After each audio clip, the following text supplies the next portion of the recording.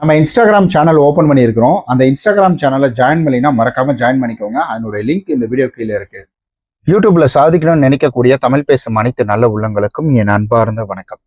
அதாவது இந்த பதிவுல நம்ம என்ன பார்க்க போறோம் அப்படின்னு கேட்டீங்கன்னா, ரொம்ப சிம்பிள் தான். இந்த பதிவுல பார்க்க போறது காப்பி ரைட்.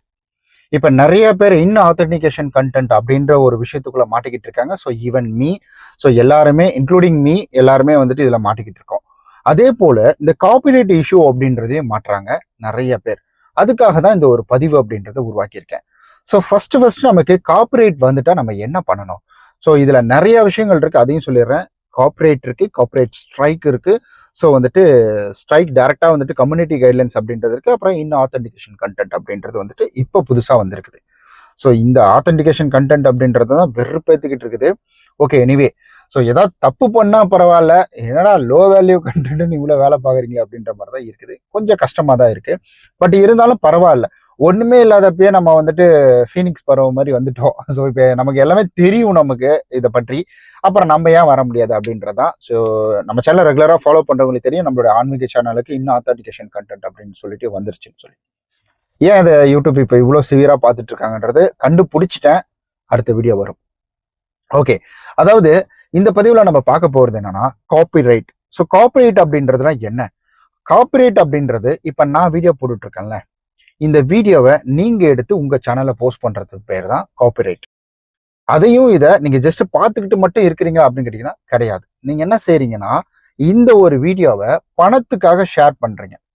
உங்களுக்கு இன்னொரு விஷயம் தெரியுங்களா? ஸோ பெரிய பெரிய வந்துட்டு கடைகள்லாம் சினிமா பாடல்களை பயன்படுத்த மாட்டாங்க. நீங்க நல்லா கவனிச்சிருந்தீங்கன்னா தெரிஞ்சிருக்கும்.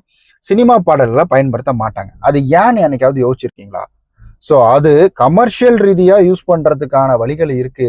கமர்ஷியல் ரீதியா வருவது அது அப்படி பண்ணும் பொழுது அது வந்துட்டு அதை வச்சு அவங்க பணம் சம்பாதிக்கிறாங்க. மக்கள் உள்ள வர்றவங்க என்டர்டைன்மெண்ட் பண்றாங்க, என்டர்டைன்மெண்ட் ஆகுறாங்க, பாட்டு கேட்கறாங்க. ஸோ அதுக்காகவே கொஞ்ச நேரம் அங்கே உட்காந்துட்டு இருக்காங்க அப்படின்ற ஒரு சூழ்நிலை வரும் பொழுது அப்ப அதை தான் வந்துட்டு காப்பிரைட் அப்படின்ற மாதிரி விஷயங்கள் கொண்டு வராங்க. ஓகே, ரொம்ப சிம்பிளா சொல்லணும்னா, உங்க பொருள், நீங்க உருவாக்கின பொருள், அதை நான் எடுத்துட்டு போயிட்டு நான் எனக்காக யூஸ் பண்ணிட்டு இருக்கேன், அவ்வளவுதான். அதை வச்சு நான் காசு சம்பாதிக்கணும் அப்படின்றது. ஸோ இதுதான் காப்பிரைட் அப்படின்றது. முதல்ல இது வேற மாதிரி இருந்துச்சு. அதுக்கப்புறம் ஃபேர் யூஸ் பாலிசி அப்படின்றது வந்துச்சு. இன்னொரு முக்கியமான விஷயம் சொல்றேன், தெரிஞ்சுக்கோங்க. அதாவது 5 செகண்ட் யூஸ் பண்ணா, 1 நிமிஷம், அதாவது வந்துட்டு 10 செகண்ட் 8 செகண்டுக்குள்ள யூஸ் பண்ணா அப்படின்றது வந்துட்டு ஸோ யூடியூப்பினுடைய ரூல்ஸ்ல கிடையாது. அதாவது ஃபேர் யூஸ் பாலிசி அப்படின்றதுல பாத்தீங்கன்னா நம்ம ஊருடைய ரூல்ஸ் அண்ட் ரெகுலேஷன் படி அது வருது. அந்த 5 செகண்ட் யூஸ் பண்ணா 10 செகண்ட் 8 செகண்டுக்குள்ள யூஸ் பண்ணும் பொழுது எந்த பிரச்சனையும் இல்லைன்னு யூடியூப் சொல்லல.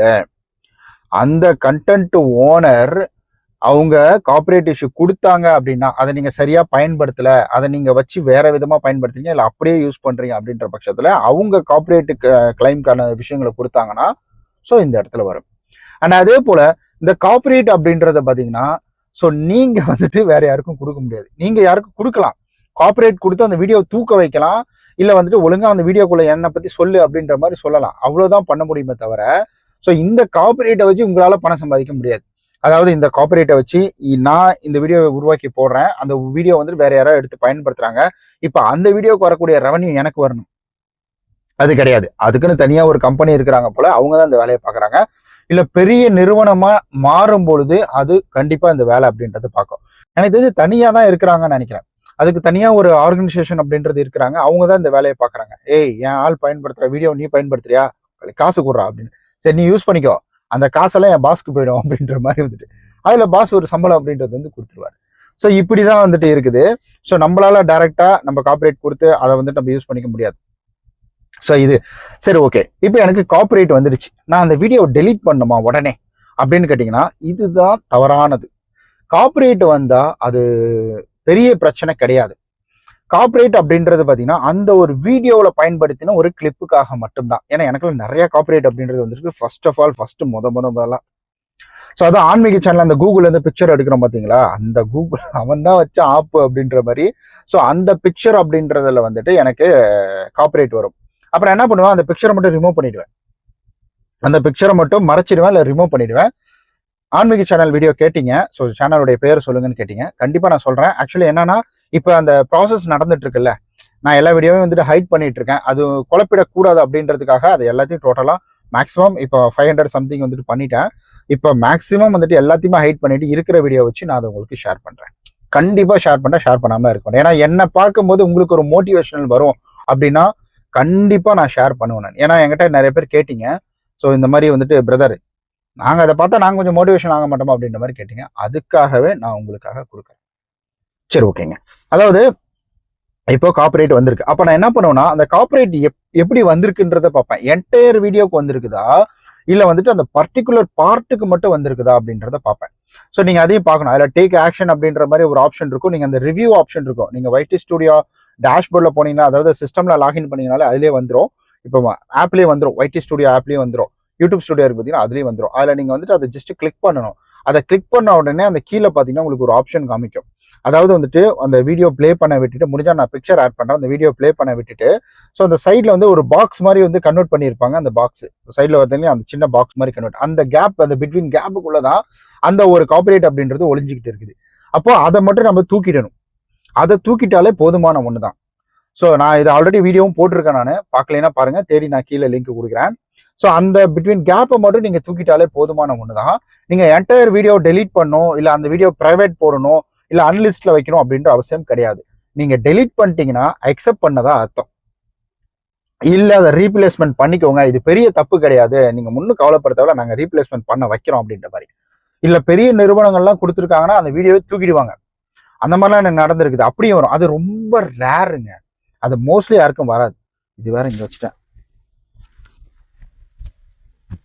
கார்ல ஃப்ரண்ட்ல போட்டு வச்சிருந்தேன்.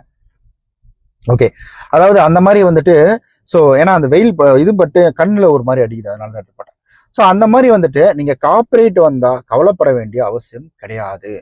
காப்பரேட் வந்தா நீங்க அதை டேக் ஆக்ஷன் அப்படின்றத தான் எடுக்கணும். அதை விட்டுட்டு அச்சோ காப்பரேட் வந்துருச்சு என்ன பண்றது, எது பண்றது, என் சேனல் அவ்வளவுதான் அப்படின்னு. இங்க நீங்க பயப்பட வேண்டியது என்னன்னா இந்த மானகட்ட இன்னும் அத்தன்டிகேஷன் கண்டென்ட்டுக்காக தான் நீங்க யோசிக்கணும். ஏன்னா ஒரு 30 நாள் எனக்கு 90 நாள் போட்டான், ஜூலை வரைக்கும் போட்டான். ஸோ இந்த மாதிரி நான் வெயிட் பண்ணிட்டு இருக்கேன். அந்த வெயிட்டிங் பீரியட் அப்படின்னு எனக்கு நிறைய சேனல் இருக்கிறதுனால ஸோ ஓகே பரவாயில்ல விட்டு பார்த்துக்கலாம் அப்படின்ற மாதிரி என்னால் இதுக்கே ஃபோக்கஸ் பண்ண கட்டாது. ஏன்னா நிறைய பேர் வேற கேள்வி கேட்குறீங்க. அதில் மோஸ்ட்லி வந்துட்டு பார்த்துட்டு போயிடுவாங்க, கேள்வி கேட்க மாட்டாங்க. அதுலேயும் ரெகுலராக ஒரு 50 ஒரு 5000 பேர்கிட்ட வந்துட்டு பேசுவாங்க. அது ஆனால் இருந்தாலும் அது என்னால் இதில் ஃபோக்கஸ் பண்ண, இதில் கேட்குற மாதிரி கேள்வி கேட்க மாட்டாங்க. ஒரு தடவை கேட்டுட்டு என்னங்க இந்த மாதிரி பண்ணீங்களே, இந்த கோயிலுக்கு போனீங்களே எப்படி இருந்தது அப்படின்ற மாதிரி கேட்டுட்டு அவங்க விட்டுட்டு போயிடுவாங்க. ஸோ அவ்வளோதான், அந்த ஒரு ரிலேஷன்ஷிப் அப்படிதான் இருக்கும். பட் ஆனால் நம்மளுடைய லோன் ஆப் தமிழ்ல, விடி தமிழ்ல பேர் சொல்லிட்டோம் பார்த்தீங்களா, லோன் ஆப் தமிழ், விடி தமிழ். ஸோ இதுலலாம் வந்துட்டு எனக்கு நம்மளுடைய விடி தமிழ், YT ஸ்டுடியோ, அப்புறம் கார் சேனல், இதுலலாம் எனக்கு வந்துட்டு ரெகுலராக பிட்வீன் டவுட் கேட்டுக்கிட்டே இருக்கிறாங்க. சார் இது எப்படி பண்றது, இது எப்படி பண்றது, அதனால தான் நான் ஃபோக்கஸ் அப்படின்றது இங்கே கொடுக்குறேன். அதில் பெருசாக நான் இது பண்ணல. இந்த சேனல் ஓப்பன் பண்ணலேருந்து அதுக்குள்ளே நான் வந்துட்டு அதிகமாக போகிறதில்ல. வீடியோ அப்பைக்கப்போ போட்டுட்டு வந்துட்டு இருக்கேன். பட் இருந்தாலும் 1,25,000 மேல இருக்கக்கூடிய சப்ஸ்கிரைபர் நம்ம எப்படி விட்டுற முடியும்? கண்டிப்பா அவங்களுக்காக நம்ம இறங்கி வேலை பார்ப்போம். சரி ஓகே, இந்த மாதிரி தான் வந்துட்டு நீங்க காப்பரேட் வந்தா பயப்பட தேவையில்லை. காப்பரேட் அப்படின்றது வந்துட்டு பெரிய ஒரு ஐயோ அவ்வளவுதான் நம்ம சேனலுக்கான பாதிப்பு கிடையாது. ஸோ சிம்பிளா புரிஞ்சுக்கோங்க. காப்பரேட் அப்படின்றது உங்களுடைய பர்டிகுலர் வீடியோவோட பார்ட் சின்னதா இருக்கு பார்த்தீங்கன்னா அதுக்கு தான். ஸோ ஒருவேளை என்டையர் யூஸ் பண்ணியிருந்தீங்கன்னா மேபி அதுக்கும் வரும். இல்லை நீங்கள் சின்ன கிளிப் யூஸ் பண்ணியிருக்கீங்கன்னா அதுக்கு வந்துட்டு வரும். ஸோ அதனால அவங்க ஃபேர் யூஸ் பாலிசி சொல்றாங்க, அதனால யூஸ் பண்ண, அவங்க யூஸ் பண்றாங்க யூஸ் பண்ண அப்படின்லாம் கிடையாது. நீங்க என்டையர் வீடியோ, பெரிய வீடியோக்கு, லென்த் வீடியோக்கு நீங்க மியூசிக்கை பயன்படுத்துறீங்கன்னா அது பஞ்சாயத்து வந்துடும். அதாவது வெளியில இருந்து மியூசிக் எடுத்து பயன்படுத்துறீங்க. ஏன் யூடியூப் ஸ்டுடியோல நீங்க வந்துட்டு இந்த ஆடியோ லைப்ரரி, ஆடியோன்னு இருக்கும், ஆடியோ சவுண்ட் இருக்கும், ஆட் சவுண்ட் இருக்கும். அந்த ஆட் சவுண்ட்ல இருந்து நீங்க லென்த் வீடியோக்கு எடுத்தீங்கன்னா அதுவே தலைவலி தான். ஆனா நீங்க ஷார்ட் வீடியோக்கு எடுக்கும்போது பிரச்சனையே கிடையாது. ஸோ அது பெருசாக அவங்க கண்டுக்க மாட்டாங்க. ஏன்னா அவங்களே தான் அதை கொடுக்குறாங்க. ட்ரெண்டிங் வீடியோ அப்படின்றது அவங்களே போட்டுக்கோ அந்த மாதிரி சொல்றாங்க. ஏன்னா அந்த நிறுவனமே கொடுக்கும், அந்த மியூசிக் நிறுவனமே கொடுக்கும் ட்ரெண்டிங் வீடியோ. அவங்களுக்கு இன்னும் ட்ரெண்ட் ஆகட்டும், அவங்களுக்கு இன்னும் லாபம் தானே. அவங்களுக்கு என்டையர் வீடியோ பயன்படுத்துறதான், நீ கொஞ்ச நேரம் தானே பயன்படுத்துற, அதனால எனக்கு பிரச்சனை இல்லை அப்படின்ற மாதிரி வந்துட்டு அதை விட்டுட்டு போயிடுவாங்க. ஸோ இது தாங்க காப்பரேட்னா. ஸோ உங்களுக்கு புரிஞ்சிருக்கும் நான் நம்புறேன் நான். ஸோ புரிஞ்சிருந்தா ஸோ கீழே கமெண்ட் பண்ணுங்க, நான் எப்படி உங்களுக்கு எக்ஸ்பிளனேஷன் கொடுத்துருக்கேன் அப்படின்றத. ஏன்னா நெக்ஸ்ட் நான் இதை மறுபடியும் பேசும்போது எனக்கு கொஞ்சம் ஓகே நம்ம கரெக்டான வேலை தான் பேசிக்கிட்டு இருக்கோம் அப்படின்ற ஒரு திருப்தி இருக்கும். நன்றி, வணக்கம். யூடியூப் கேஜெட் அதற்கான லிங்க் இருக்கு. ஸோ இப்போ பாருங்க, இந்த மைக் லிங்க்கு, இந்த ஹெட்ஃபோன் லிங்க் இதெல்லாம் கொடுக்குறேன். இப்படிலாம் வரும்பொழுது எனக்கு வந்துட்டு வேற ஏதாவது ப்ரோக்ராம் கிடைக்கும். ஸோ அதில் ஒரு கமிஷன் அப்படின்றது 4% வந்துட்டு கொடுப்பாங்க. ஸோ அது உங்கள் காசுலேருந்து எடுத்துலாம் கொடுக்க மாட்டாங்க. அதாவது அந்த ப்ராடக்ட்லேருந்து 4% அப்படின்றது வரும். இதில் இன்னொரு முக்கியமான விஷயம் என்னன்னா, இந்த மாதிரி ப்ராடக்ட்டை நான் இங்கே கீழே லிங்க் இருக்குது பார்த்தீங்களா அந்த சைடில், அந்த லிங்கை கிளிக் பண்ணிவிட்டு லிங்க்னா நீங்கள் கீழே போய் கிளிக் பண்ணாலும் ஓகே தான். ஸோ இங்கே வந்துட்டு நம்ம சைடில் வருது பார்த்தீங்களா, இந்த லிங்கை கிளிக் பண்ணாலும் ஓகே தான். இதை நீங்கள் கிளிக் பண்ணிட்டீங்கனாலே வேறு எந்த ப்ராடக்ட் வேணாலும் அதுக்கான கமிஷன் அப்படின்றது எனக்கு வரும். ஸோ அது வந்து 24 ஹவர்ஸோ பிட்வீன் 12 ஹவர்ஸோ இந்த மாதிரி சொல்லிட்டு இருந்தாங்க. அந்த வரைக்கும் டாலிட்டி அப்படின்றது இருக்குது. நீங்களும் இந்த மாதிரி உங்களுடைய ப்ராடக்ட்டை சேல் பண்ணிக்கோங்க.